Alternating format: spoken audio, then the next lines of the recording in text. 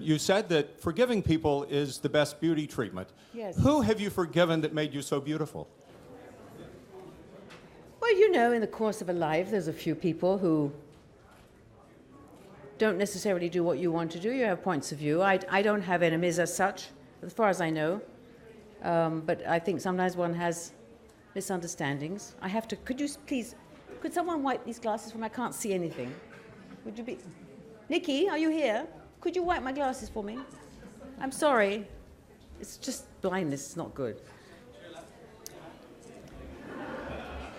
Jackie? No, I think that if you get bitter, you're really in trouble. And it doesn't progress anything in a good way.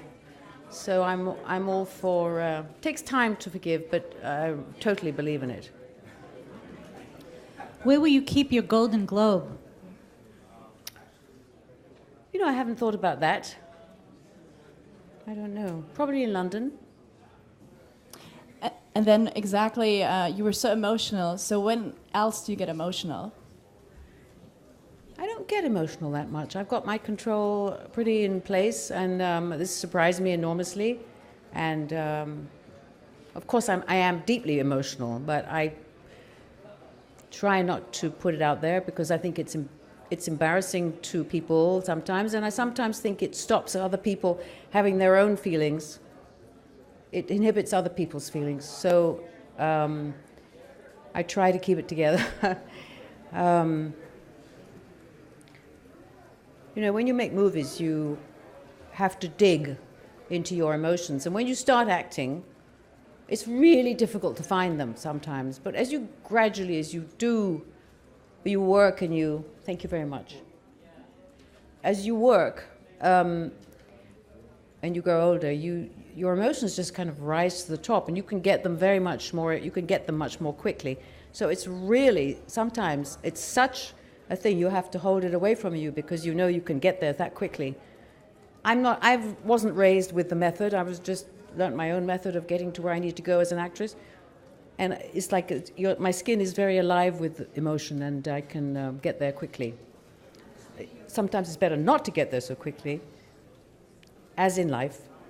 Too much emotion freaks people out, and often it's better not to do something than to do it. But the one thing you have to resist, usually as an actress, is to resist crying, because crying is usually the audience goes, oh my goodness, and I have to wait till you get over it. It's a bit like sex scenes. Unless the dialogue goes right through the sex scenes and you know which character you're watching, the audience is embarrassed and waits, and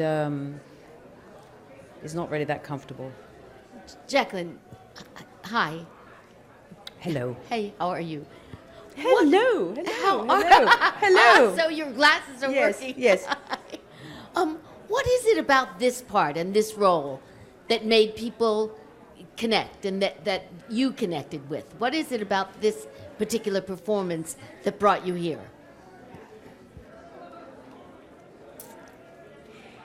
I think that the fact that I completely transformed myself physically has something to do with it. I actually think audiences are often duped by changes in appearance. But you know, people say you've got to reinvent yourself and all that stuff. I think often they consider that a change of hairstyle, which is supposedly a reinvention. And actually, no, it's not a reinvention, it's a change of hairstyle. So you have to work from the deep down, and you have to find a way of building. If your character has got layers, which this character did, she had an extremely sad background, having lost 3 children in the First World War. To get back to that place and then build up, you have to. It's layers, you know, and it informs everything you do in the role. So partly, I think it's the change of the hair color, the shortness hair, the wig, the wonderful wardrobe, and all that stuff.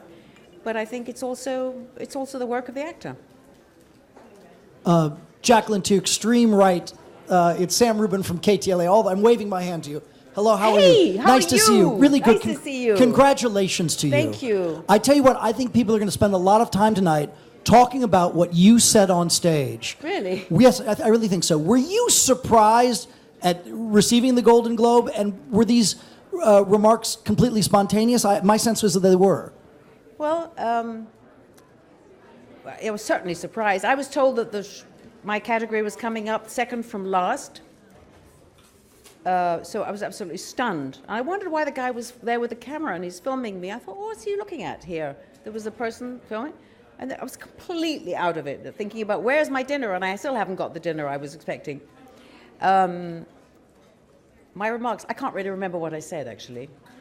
I forgot to mention my director, Stephen Polyakov, who I admire enormously, and we had a very good cast, and Stephen was a joy. He was a joy. He was a brilliant man, brilliant director, really directed me, and the other people too, without lots of words and lots of confusion, and I'm grateful for that. And I do think that you can never be better than the quality of the people you're working with.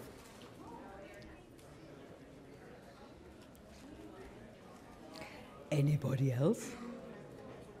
Yes. Hello? Hi. Jokes about how long it took to get to the stage. Did you know it was going to be that much of a process? Were you a little bit worried before they called your name? No, I didn't think I was going to win, so I didn't know. Did it take forever? It did take forever. Yeah, and I saw John Voight on the way there, and I got a kiss from him, which was lovely. Sorry it took so long. I was in a daze, I admit.